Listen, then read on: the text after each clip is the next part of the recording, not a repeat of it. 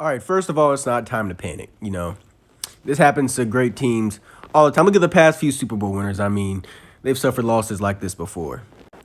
But back to overreacting, sometimes this is why I think this team will never win a Super Bowl. I mean, that was an absolute butt kicking from start to finish. They got manhandled on both sides of the ball.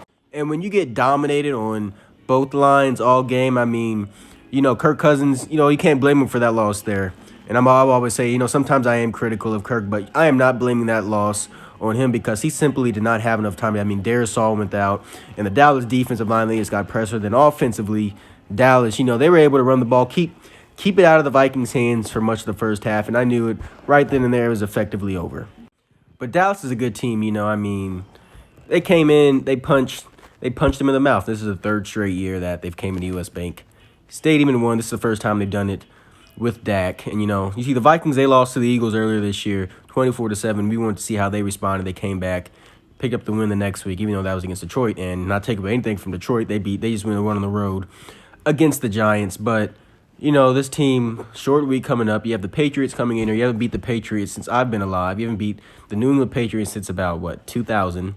But it's going to be interesting again to see how this team responds to both sides of the ball. And I feel confident that they will adjust and respond. I mean, like I said, like we've always said, this team is different. They're 8-2 with a negative point differential. This team is weird.